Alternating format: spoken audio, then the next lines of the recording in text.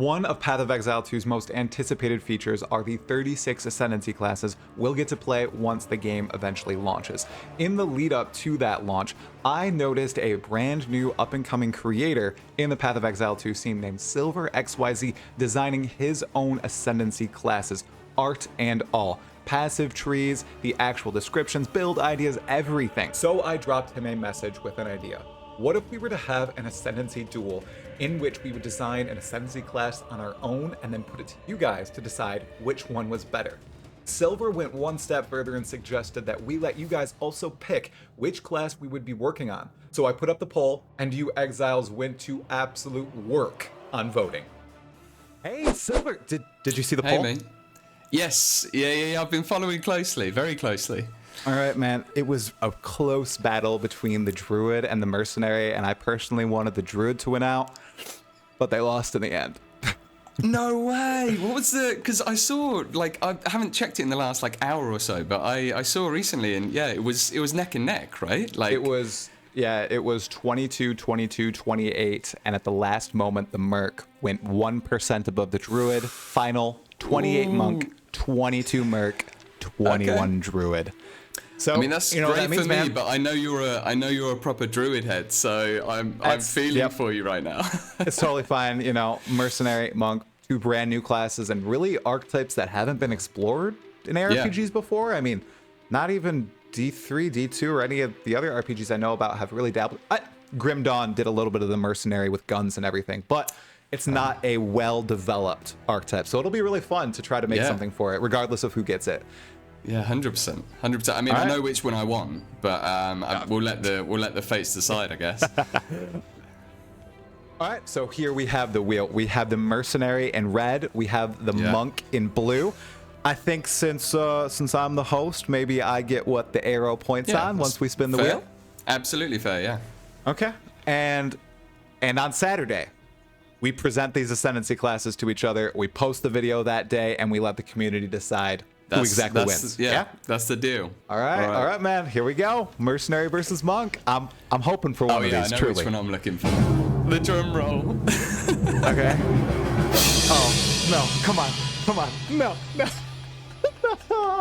That's not what I wanted. No way. All right, here we go. Over the course of the next week, we were both hard at work making our various Ascendancy classes. I, of course, took on the Monk, he took the Mercenary, and, well, this is the end result. Okay, everyone, it has been quite a few days since we set each other on our journeys to create our Path of Exile 2 Ascendancy classes. I made one for the Monk, and Silver made one for the Mercenary. So, without further ado, we're going to get into our presentations, and I am going to begin with the Sanguinist.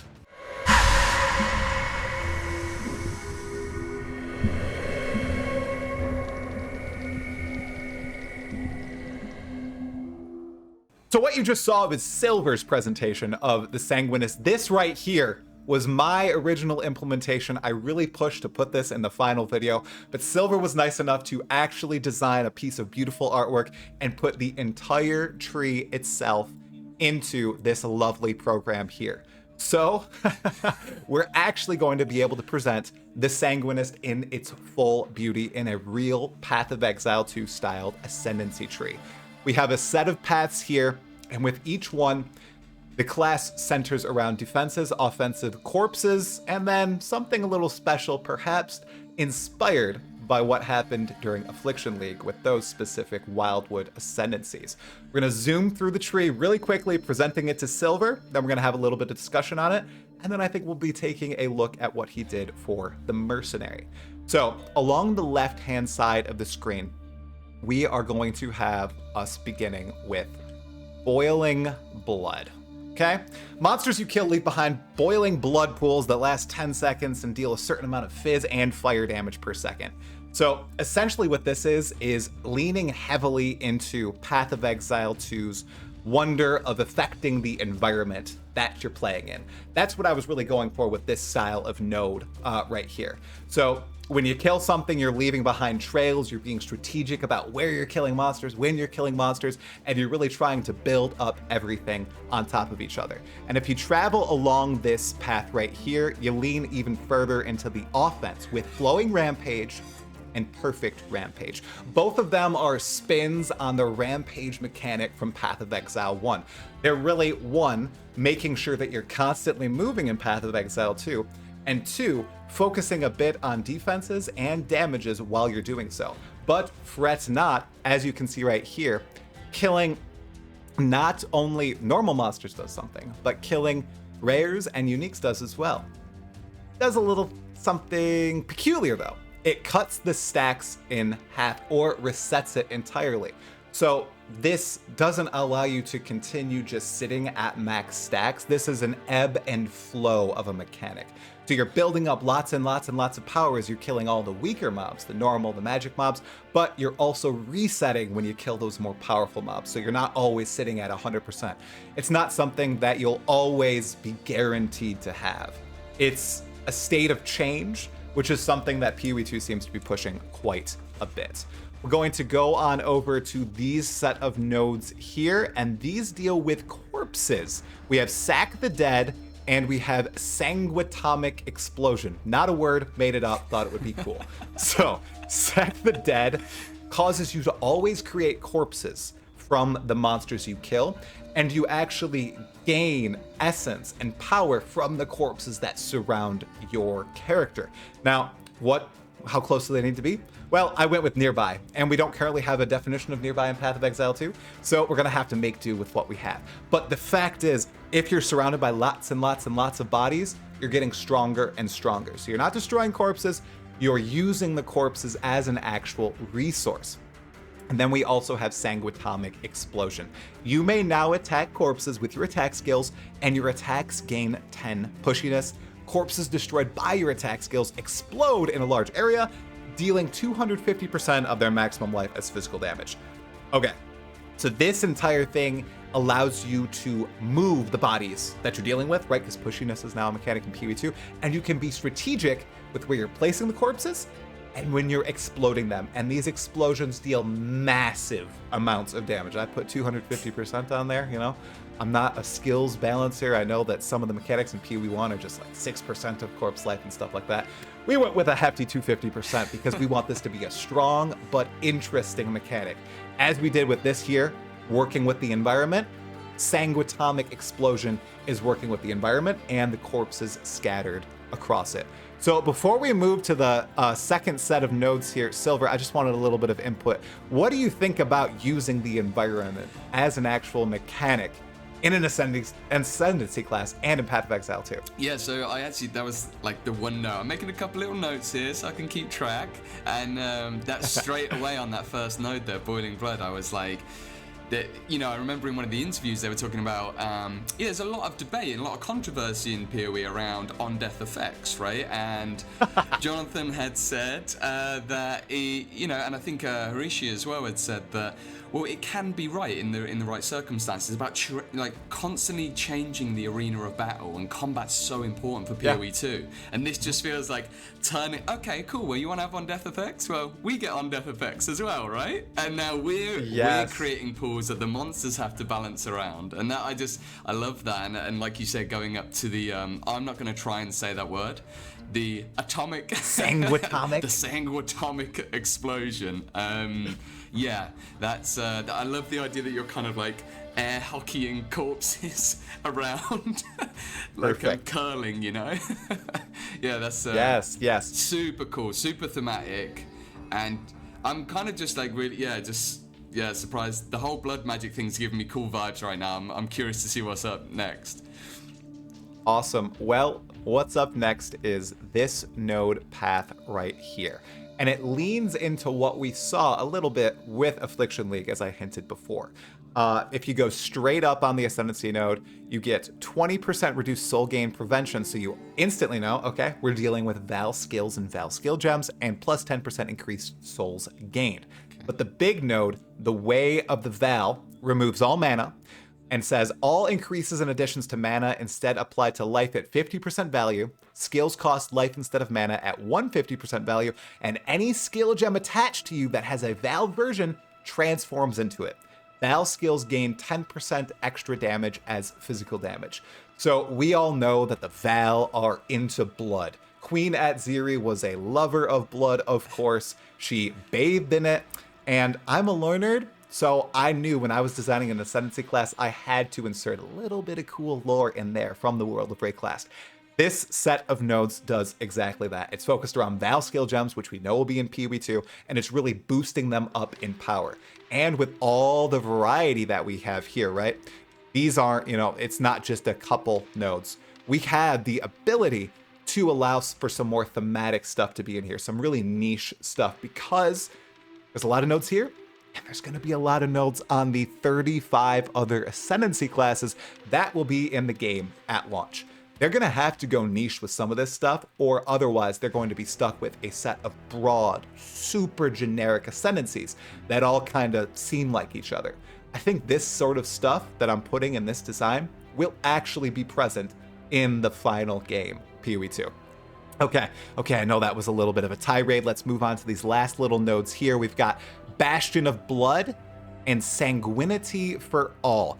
This path right here focuses on defenses first and foremost. So first, Bastion of Blood, your energy shield turns a sanguine red. This is purely thematic. I thought it would be cool for it to be red instead of blue to showcase a little bit of the blood that you're building up around your body. Cool. And then very cool. Yeah, I loved it. I feel like some Ascendancies should have visual elements to them. I think that's something that they'll actually pursue in POE2.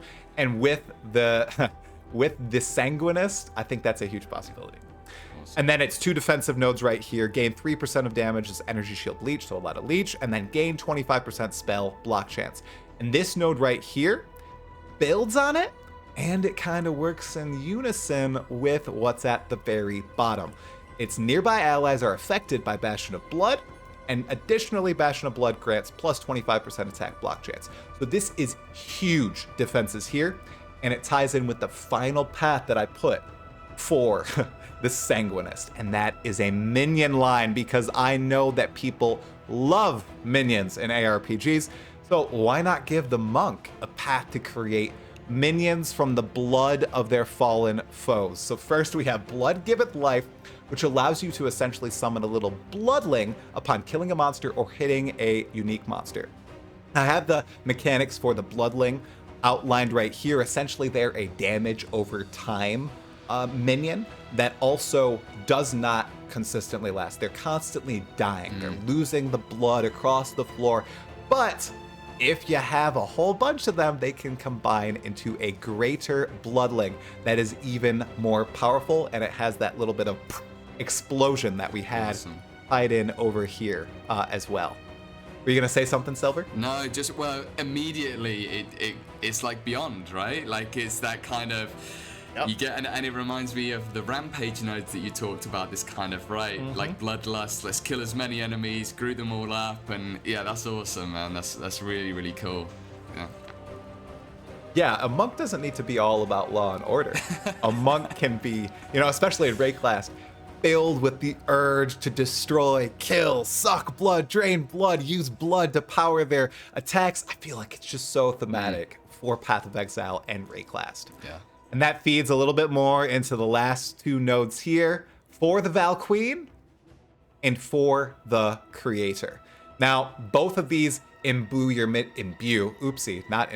imbue your minions with a little bit more strength. But this one right here, I'm a big fan of for the Val Queen, because creating a greater bloodling now instead creates an apparition of Atziri, and Atziri apparitions cast Flame Blast. So if you participated in the latest Gauntlet during Affliction League, one of the new modifiers was that Uber bosses actually gained Atziri apparitions during their battles. This does exactly that. So now you get to wield Atziri herself when you're playing POE2. All of that in unison just creates quite a unique and different spin on what I've seen from the monk in any other property. I've played a lot of D&D, played a lot of other fantasy games. I've never seen a monk quite like this, and I really went for a deep, dark, blood-filled rampager with this Ascendancy class design. Silver, any thoughts? Dude, it's flawless. I mean, I don't want to, you know, I don't want to give you too much credit yet. I've hopefully got something competitive, and to you guys watching, I'm hoping I've got some competition to bring. But I love that the Atziri apparitions thing, like getting a bit of inspiration from Gauntlet. Gauntlet was so cool this time round, and yeah, just I mean. The Val and Atziri and are just so iconic from so early in PoE's development. Like I don't know what it was, like 1.1 maybe, or I'm trying to remember, but it's early. That's right. It was 1.1. It was the first expansion. You would know, right? The history. Yes. Watch the videos. But yeah, this it's just so thematic and it's so PoE. And this, like you said, with I think the top node there, it's like the Way of the Val. It's like. There's so many classes now. We want to try and make these thematic and feel kind of special, and I just think you've absolutely nailed it, dude. And you've got some defensive options, you've got some offensive, and you know, I guess we can only take 4 of these, right? So we've got like 9 nodes to choose from here, and it's sort of so every like I just feel like I could play 4 different Sanguinist monks already. Looking at this tree, I'm like. Okay, do I want to... Okay, no, I want the minion bit. No, actually, I want to go full rampage. That's awesome. Awesome, dude. Thanks so much, man. Well, that really imbues me with some confidence now that I might be able to actually compete with you. And your Ascendancy class that you made something for the Mercenary? Yes, I have. Yeah. So as the poll, thank you to everyone for voting. Very excited when I saw that, and then we did the roll as you saw earlier, and got the Mercenary. And I thought I'd done a Mercenary class before, and I'd created the Brigand, and it was this kind of bit of a gangster, and it actually tried to focus a little bit on minions as well, and bringing kind of minions or companions to that side of the tree. And this time I thought, okay, what is the Mercenary? Let's go back to the core. Let's do something that actually is potentially maybe a bit more typical, and really try and get this fantasy down and nail it exactly. And so who knows, it may not be to everyone's taste, but to me, listening to the walkthrough and a little bit of the character and the voice that we got, I was like, this guy is a geezer. He's in the UK we'd call this guy's a geezer. He's a bloke. He's your just reliable standard, no fancy frills. He's your Stilgar in Dune, if you've been following that, right? He's just a good man. And so what I've decided to do was bring it back to basics. And so for this Mercenary Ascendancy class, we have got the Veteran. There's no gold coin that can replace an iron stomach, and there's very few healers that can fix a bolt to the dome. This life's as cruel to the proud as it is to the weak. I've seen mages consumed by their own arrogance, knights fall on their blade for honour. If you want a good story, find yourself an hero. If you want the job done, talk to me. The character and the class fantasy here is that you're an old hat. You've seen the toils of war. You've knocked about Ray class for a little while, and you're no fool. You know, you're no young gun, but you're equally no fool. And what you've lost in perhaps a little bit of speed, you've gained in experience, in strategy, in just know-how. So we're going to start off. Let's jump in, and we will start off over here in the center. And so we've got kind of our 4 branches, similar to what we had over with yours, Try.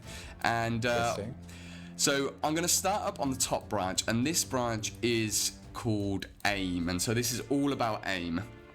You might start to get a little bit of a hint of where this class is going and the utility of what this class is about. So get our little travel node, some accuracy and some mark rating, and then we come up and we get target focus. Now target focus is a new meta skill, and I love this whole design space of adding in very unique meta skills and options specifically for ascendancies. So what this does is it gives you a meta skill, target focus, and target focus allows you to apply a mark to enemies and set marks. So you socket in mark skill gems into the meta skill, and then it will automatically apply those marks based on that skill. So it's kind of like mark on hit, but it's allowing you to do that within a meta skill gem. It keeps it all nice and tidy. And what it also does, it allows you to then, like the weapon swap system, it's allowing you to pick your mark based on your weapon. So it's giving you that flexibility and that automation there. And so you've got a single target, maybe an AoE version, and then what it's also doing is giving you a plus, an additional projectile based on aiming towards a marked enemy. So in like a 30-degree cone, if you're aiming towards a marked enemy, you're getting an additional projectile fired. All right, so on to the next. We've got a little bit of crit and crit chance, crit multi, and then we've got headshot. So finishing up the aim branch. This is all about crit. This is, you want to be that sniper fantasy. You've got a good eye, and you're getting base crit chance here, 5% base crit. And then on top of that, you're getting, we're changing up the way that crits work and the crit damage is dealt. So you get 5% chance to deal triple, 25% chance to deal double damage, but then the rest of the time you've got a 50% chance to deal no additional damage. Now I did the sort of rough calculations on this. What this equates to is essentially a 15% more damage multiplier when you work it all out, but you've just got much higher peaks, and you're also getting your 5% base crit addition. So this is like, every now and then you're going to do a stellar sniper headshot, and it is going to do a serious ton of damage. Alright, so that is the aim branch, and then what we'll do now is we'll come down and we will go to this node. So we've got some increased area of effect and area damage, and this is all about strategy. This is a strategy branch, and I've been a little bit naughty here and gone all the way back to ExileCon 2019, and I decided that the Huntress class that they showed off, the Tactician, I actually felt like it made more sense over here on this Ascendancy, so I've been a little bit cheap here, and I have stolen the Flare Shot skill, which is, for those of you that don't know, it was a meta skill that was revealed on one of the Huntress Ascendancies. It was an early sketch back at ExileCon, and it gives you Flare Shot, and what Flare Shot does is it allows you to socket in projectile skills, and then you fire a flare, and those skills will volley down in that area. So it's a strategic area denial kind of skill. And so doubling down on that, if you choose to, you get some more area effect and damage, and then you get Falling Skies. And Falling Skies allows you one more flare shot, so you're allowed to lay down 2 volleys, and any enemy with around your flare shot is going to be suppressed within 3 meters. Pretty standard, but it's all about strategy, controlling that battlefield, and trying to lean into the more combat style stuff. So there's our first 4 nodes. I'm going to take a short break. How are we doing so far, Tri? What do you think? I am a huge fan of the top corner node.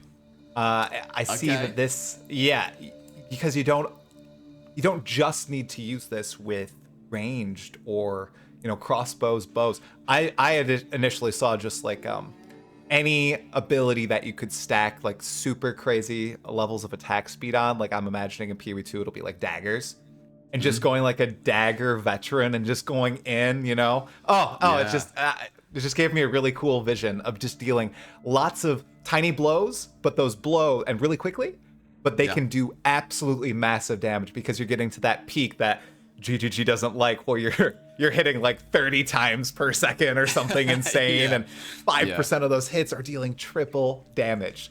So that's immediately what I saw there. I love everything, and oh my gosh, the art too, Silver. I see that there's a dog companion, so I know something wild is upcoming. Maybe it's just that, we all like dogs. It could just be there. It's true. Just a visual thing, right? But I agree. I think there's some cool ailment stuff you could do here, and it's absolutely not just for range stuff as well. And we all love doing that off meta stuff, right? So there's tons of options here. It's great. Okay, cool. All right, so let's now head over to the left side of the tree, and so we've got a couple of different paths here. And just for those who are new to this and looking back at what you've done, Tri, so I just want to remind people that these duo nodes here, you can't take both of these. Right. This is, you get this single node, and then you choose which option you have, similarly to what we saw on the Scion in POE1. Yep. All right, so let's come up to the top, and we've got Some utility stuff's here. So the movement speed of enemies is reduced and your movement speed is increased. And then we've got suppressive on one side and concussive on the other. So we'll start with suppressive. Shoot first and shoot second. That's the little thematic note on this one. So yeah, it's real simple node. Suppressive fire. You get suppressive fire on your hits. So really powerful effect, but it's taking you a whole ascendancy point to get it. That's if you want to perhaps stay at range and stop range coming to you. Then you've got concussive, and concussive is all about getting them away from you. So nearby enemies are knocked back by your hits, and nearby enemies have a 50% reduced stun threshold. So we're looking at your like scatter shot, shotgun style. If they're coming close to you, you're going to be able to push them back and give them a little stun if you need to.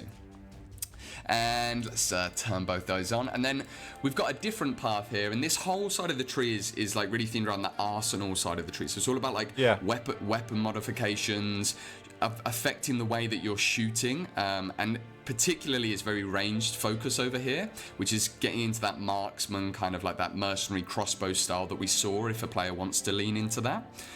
So coming down, we've got projectile damage and some attack speed. And then on the right, we've got interlocking barrels, and on the left, interlocking bolts. Okay, so we'll start with interlocking bolts. You can activate multiple ammunitions, and the effect of each ammunition is divided by the number of active ammunitions. Reloading is instantaneous. So if you remember the Mercenary Showcase, what we saw was, you know, all the way back to the second gameplay demo, armor-piercing bolts. Armor-piercing bolts. But obviously in the new iteration, we seamlessly swap between different ammunitions, and there's lots of options there and lots of gameplay options. Now what this allows you to do is essentially load up your clip with a ton of different ammunitions, but the effect, stop it being completely overpowered, the effect of those is essentially diminished. So let's say for like fire munitions, I can't remember the name of them, incendiary bolts. Incendiary bolts, yeah. Then your ignite effect would be, you know, cut in half if you had another ammunition loaded at the same time, and a third if you had 3, right? So it's, do you want to go big on one or mix it up between the 3?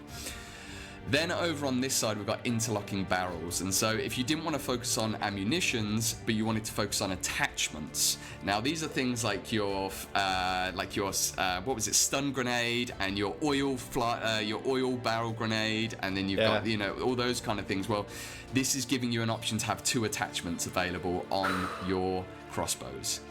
And then of course, a little bit of a damage buff to add on to there on top. So that's our kind of like modification side, and then we've got our kind of suppressive strategy stuff. And then over here, this is kind of if you really want to carry on going into the crossbow style. We've got crossbow specialist and we've got arsenal specialist. So we'll start with crossbow specialist, and it does what it says on the tin with this one. So power shot, burst shot, rapid shot, these are all the skills that we saw available. This is kind of like your sniping shot that we saw, the shotgun shot, and then your kind of full automatic style. These are being supported by additional support gems, so essentially getting a 7 link, right? And we've seen this in POE1, we're familiar with this, but this is like awesome. If you just want to like lean into this, then this one's for you. Pure crossbow fantasy.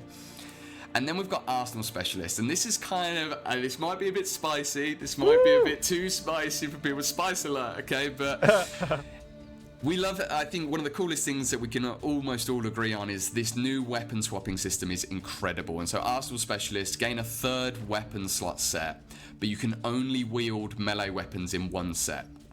So we're gaining an entire, just like we would get with Bear Form, with the Druid or something like that, we're gaining an entire another weapon slot set that we can load a additional melee weapon into, or additional crossbow type. So we know that there's a few different crossbow types that give us unique skills. So this one allows you to just take them all, basically. It's a clean sweep. Take what you want. You've got 3 types. You load it up. You set your skill combinations in your skill tree, in your skill window, and then you go to town. So tons and tons of flexibility. This is like the veteran knows what they're doing, and they know how to do it. And they've got an arsenal. They've got a tool for every weapon, for every situation. Right? They've got a tool for every situation, and you know, not everything's just a nail to them. They got more than a hammer. All right, let's get on to the final branch. And Okay, first thoughts on the 3 weapon slot thing. I've got. Oh, just give it to me. Just give it to Yeah? me. I absolutely love it. It plays into the fantasy of the Ascendancy so well, you know? Awesome. Just tying back to, oh, this person's been through a ton of stuff, all this experience. I can use 3 different weapon sets with these. And thank you for putting in that qualifier if one has to be melee. I love that. That's an awesome idea. I'm just going to make them all 3 melee, though, you know, whatever. Just 3 melee sets or some crazy stuff like that. This is the thing. It's actually the other way, right? Maybe I haven't done a great job explaining it, but it's like you can only wield 1 melee weapon. Sorry. And the point being that, like, I didn't want to create this and then people go, cool, I want to be like a slam build that just has 3 moles. You have to use 2 ranged weapons for this. Got it. You also need to tie through the nodes as well. Yes. That are focused on range, so it would make a ton of sense. So yes, that's great. Exactly. I also love the lower left. That is a lovely node. Yep, I think that's awesome. Yeah, encourages the play style that is then pushed by that 3rd weapon set too. Like, we all have all these weapon sets and everything. It's just great. I love it. They all tie together so well. Yeah, you could imagine the skill ceiling with this can get kind of crazy if you wanted to go this way, where you've got many different ammunitions, many weapon slots, and it's like, okay, cool. We will let Ben just do his thing with that. That's cool. Man, I was thinking of the same person. That's hilarious. I didn't even say it. Yep. Yeah. Ben's gonna do his thing. Yep. All right. Okay, and now let's get to the final branch. So we've gone through aim, we've gone through strategy, we've gone through our arsenal options, and now we're getting on to experience, which for me is the really characterful part of this Ascendancy. This is a bit of an old hat. He's an older guy, and he knows what he's doing. And what do old guys love? Old guys love dogs. Man's best friend. All right, so man's best friend is a bit of a mouthful, this one, but you gain a dog companion. The dog has 3 abilities: bite, which will lock onto and immobilize a target, focusing on high power enemies. Every second, the target has a 15% chance to break free. An enemy cannot be bitten if they've been bitten recently. So this is super utility. You can lock down, and your dog will seek out the highest power enemy nearby and try and lock them down into position. Next, bark. It's an area debuff that will reduce the accuracy and evasion rating of enemies. We're all about accuracy in this build, so that's perfect. And finally, we've got seek. And seek makes the dog automatically open doors and chests for the player. This is why you love your dog, right? When it fetches the remote. It's that fantasy. So yeah, nice little one there on the last. So, and then finally, the dog is a companion. It's not a minion. So it can't deal damage. It's not a damage dealer, and it can't be killed. It's just there with you all the time. It's like we have a pet, but it actually does something here. And so this is all about utility. So you don't have to worry, guys. Your dog is not going to get hurt. Okay, no puppers killing going on. All right, and then furthermore, the last node we're coming to, we've got some increased stats over here, and the Grey Man. And finally, I think it's a really lovely one to end on, because this class is not about necessarily, or the fantasy that I had of this guy. He is an ordinary guy. He is just a man trying to do good in the world, do the right thing, but cover his own back. And I feel like the Grey Man sums this up. So there's this thing in the SAS, in the Special Forces, it may be universal as well around the world, but this idea of being the Grey Man, which is not being the front of the pack, not being at the back, just being steady, reliable. And that's why the theme note on this is consistency over intensity. So this very much does the opposite of what the headshot node does. Yeah. What this does is it's a really nice general buff, but nothing special. So you're getting skills that slow down the usual movement, have a 30% reduced penalty, so that's like the rapid fire, WASD sort of stuff. Debuffs inflicted on you expire 30% faster. Critical strikes against you have 30% less damage.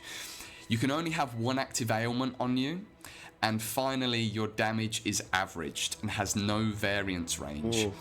So you are not, this is maybe isn't a big hit ailment build, right? Like, but you imagine, say you got some lightning damage or something, it's just going to completely average it. And every source of damage that you deal will be averaged. So this is all about being middle of the pack. It's not a fancy node, but it just keeps you steady. And that's it, guys. That is the Ascendancy tree for the veteran. It's, I don't know. It was a really interesting journey coming to this one, and I wanted to do something that felt really true to the class fantasy, but at the same time didn't feel boring and still felt niche and kind of like had its own style. And hopefully the things like getting your own dog and stuff like that can add to that. So what do you think, Tri? What's your thoughts, mate? I thought that was phenomenal, and those last two nodes, especially the dog companion one, all I could think of were unique items that would somehow edit that just in some way. Like I feel like that opens up possibilities if they're willing to do that, where, you know, unique items in POE2 or some other mechanic edit your ascendancy nodes. My gosh, just changing it into a damage dealer, changing it into a companion that could die but takes away some of the benefits. Like, it opens up all these build avenues there. And that final one, I just know, the average node, I just know that there are some build fanatics out there who could make the most broken crap with that node. Just heavy, consistent, massive damage, cobbling all together, all these different mechanics. I love it, because that's why we love PoE. And that's why we love ascendancies, because they can be used not only in the straight outlined ways, but all these wild, differing strategies that just create such different and unique characters for all of us to play. I loved it. The veteran was amazing. Awesome. Thank you so much, mate. I appreciate it. I mean, and hats off to the Sanguinist, right? So I guess this is the point where me and you stop babbling and we turn it over to the people, right? I think you're right. I think now is the time for us to put up the poll, and people are gonna have to vote. Who won? Was it Silver and the veteran, or was it Tri and the Sanguinist? I don't know. I feel like it'll be close. That's what I'm gonna say. I'm not thinking that, but I feel like it'll be close. Okay. Yeah. Well, let's find out. I guess we'll put the poll up and see what people have to say. How long have people got after this video live right now? Yeah, poll will be up instantly, and we'll give it a few days, and then we'll make our concession speech to the winner, essentially. You know, once it's over. Sounds good, man. I love it. I've got one final bone to pick, right? And I'm going to put you on the spot with this one. So, here we go. This is a competition, and all good competitions have rewards and they have the glory, but they also have the pain that comes with losing. And so I want to put it to you that there's got to be some kind of sacrifice, right? There's got to be something, a forfeit that we have to give if whoever the loser is, there's going to be a forfeit. Now, I've got an idea, and this is a very personal one, so I don't know if you're going to be up for it, but we've got another PoE league coming soon. We're going to get more information about that at the end of this month, and I'm thinking every league since I've started playing this game years and years ago, I've chose my own starter build, and I very proudly tried to do that. I reckon this time round, whoever wins gets to pick the starting build for the other person. What do you think? All right, I will take you up on that offer. I'll take you up on it. I'll do it. Okay, I'm My fate is in your hands, man. I will not make you play Cleave of Rage again. I promise. I loved Cleave of Rage. But I won't make you do it again. All right. Thank you. I don't like repeating my builds, but I'll take you up on that offer. Please, community, my fate is in your hands. Truly. All right, thanks, Silver, so much. This was phenomenal. Hope we can do it again in the future. Yeah, it was a blast, man. It was a blast. Thank you all so much for watching. If you enjoyed the video, make sure you go on over to my community tab and vote on who made the better Ascendancy class. Was it Silver or was it me? My feelings won't be hurt if you vote for him. He is an excellent designer. If you enjoyed the video, please make sure to subscribe and like, and I will see you in the next one. Cheers.